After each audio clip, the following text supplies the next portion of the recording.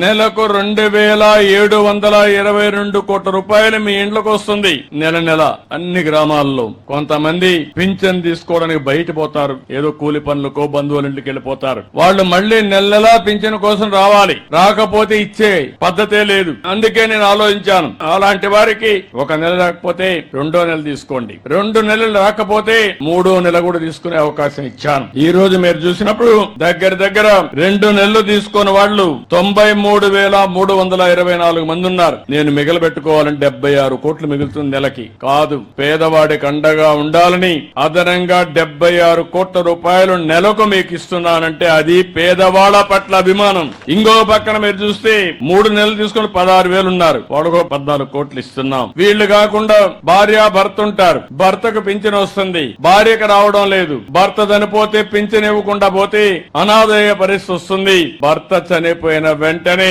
భార్యకు పింఛన్ ఇచ్చే విధానానికి శ్రీకారం చుట్టామని చెప్పి కూడా మీకు తెలియజేస్తున్నాం. ఆటోమేటిక్ గా ఇస్తున్నాం. రెండోది మీరు ఒక్కసారి గుర్తుపెట్టుకోవాల్సింది, ఈ రోజు పింఛన్లు మీ ఇంటికి పంపిస్తున్నాను, 7 గంటలకే పంపిస్తున్నాం. మళ్లీ టెక్నాలజీలో అనుసంధానం చేస్తున్నాను. ఎక్కడిచ్చాడో కంట్రోల్ రూమ్ నుంచి మీ ఇంటి దగ్గర ఇచ్చాడా, పక్కనిచ్చాడా, లేకుంటే ఎక్కడన్నా వాళ్ళ ఆఫీసు పిలిపించాడా, మొత్తం సమీక్ష చేస్తున్నా. మళ్ళా మీకు ఒక మెసేజ్ పంపిస్తున్నా, పింఛన్ ఇచ్చినప్పుడు డబ్బులు ఏమన్నా తీసుకున్నారా అని కూడా అడుగుతున్నా, మిమ్మల్ని ఇబ్బంది పెట్టారని అడుగుతున్నా, మర్యాదగా మాట్లాడారని అడుగుతున్నా. అంటే ఉద్దేశం ఏంటి? పింఛన్ ఇవ్వడం అనేది తీసుకోవడం మీ హక్కు, ఇచ్చే వాళ్ళకు కూడా జీతం ఇస్తున్నాం, ఇచ్చేటప్పుడు గౌరవంగా ఇవ్వాలని ఎప్పటికప్పుడు పర్యవేక్షిస్తున్నాం. నేను ఒక మాటలో చెప్పాలంటే అందరినీ అభినందిస్తున్నా. తొలి రోజే 98% పింఛన్లు ఇచ్చేస్తున్నారు. మా అధికార యంత్రాంగం పోటీ పడిస్తున్నారు. ఇప్పుడు దానికి అందరినీ అభినందిస్తున్నా. శభాష్, మీరు పేదల సేవలో బ్రహ్మాండంగా పనిచేస్తున్నారు, దానికి మనస్ఫూర్తిగా అభినందనలు. మీకు అందరికి కూడా పింఛన్లు వస్తున్నాయని నమ్మకం ఉంటే గట్టిగా చప్పట్లు కూడా చెప్పండి,